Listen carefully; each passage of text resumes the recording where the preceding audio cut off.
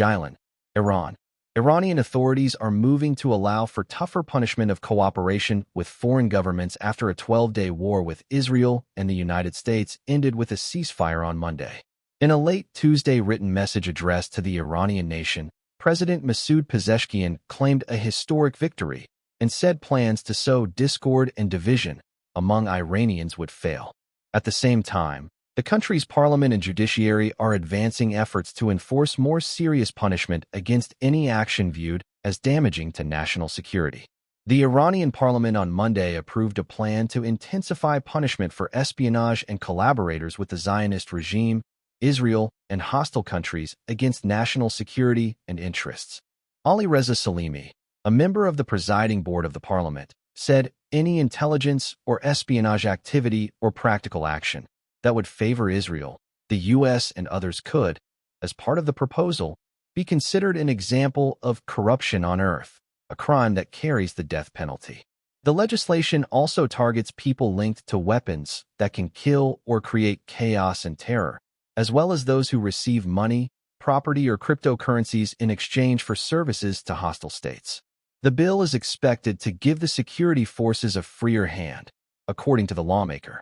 Asghar Jahangir, the Iranian judiciary spokesperson, told state television on Tuesday that the country's current law on espionage is too general and might not cover the types of espionage Iran currently faces. He said the current law would cause restrictions and limitations for authorities who wish to punish people arrested during the war with Israel. Increased arrests. In Urmia in northwest Iran's West Azerbaijan province, near the borders with Iraq and Turkey, authorities on Wednesday morning executed 3 Iranians for collaborating with Israel. They were convicted of moharabeh, or waging war against God, and corruption on earth, after being accused of bringing equipment used to assassinate Iranian officials over the border. The judiciary did not name the assassinated figures, but the executions are believed to be linked to the killing of nuclear scientist Mohsen Fakhrizadeh in November 2020 by Israel. Iran has executed 3 other men, in 3 separate cases linked to spying for Israel, since the start of the war on June 13.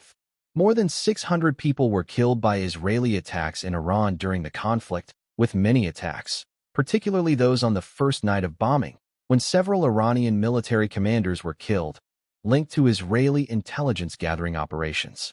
At least 700 arrests were made across the country in the 12 days of the war, according to local media, and authorities are announcing more arrests each day. Amir Khalfian, the prosecutor general of Khuzestan province, in southwestern Iran bordering Iraq, said on Wednesday that indictments were issued against 23 people for sabotage acts that included propaganda against the holy establishment of the Islamic Republic of Iran. Similar arrests or cases have been announced in many provinces, with some of the latest including 115 arrests in Kermanshah to the west, 53 in Fars to the south, and 36 in Jilin to the north of Iran. Amnesty International said last week that expedited trials and executions of those arrested for alleged collaboration with Israel show how the Iranian authorities weaponize the death penalty to assert control and instill fear among the people of Iran. The Anti-Execution Global Rights Monitor said there is a heightened risk of execution for those already on death row, adding such suspects often undergo grossly unfair trials. Online dissent. Iranian authorities are also trying to crack down on any online activity that can be construed as favoring Israel and the U.S., including any support for their military strikes on Iran. Some Iranians online have reported that they received an identical text message from the Crime Prevention Department of the Judiciary, telling them that membership in or following any online accounts affiliated with Israel is a crime punishable by law. Considering that your number has a record linked with the pages of the Zionist regime, you are warned to remove your supportive comments and likes and immediately leave those pages or face punishment. The message reads, and after Israel extensively used explosive quadcopters and other small drones to hit Iranian targets from inside the country, rules governing those aircraft are expected to be toughened as well. The state-linked Fars news agency reported on Wednesday that the parliament approved the outlines of a plan to set punishments for people who own unlicensed drones. Lawmakers also emphatically approved a plan to suspend cooperation with the International Atomic Energy Agency, IAEA, which Iranian authorities claim acted in a way that paved the way for the U.S. and Israeli strikes on Iran's nuclear facilities to take place. The parliament members again shouted death to America and death to Israel after they voted, and Parliament Speaker and former military commander Mohammad Bagher Ghalibaf vowed that the country will advance its nuclear program stronger and faster than before. Members of parliament have also expressed their support if Iran's Supreme National Security Council chooses to leave the Nuclear Non-Proliferation Treaty, NPT.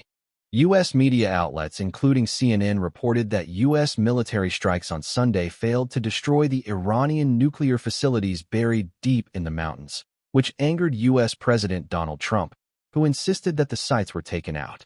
The IAEA has said it is unaware of the location of Iran's stockpile of enriched uranium, including more than 408 kilograms, 900 pounds, of high-enriched 60% uranium.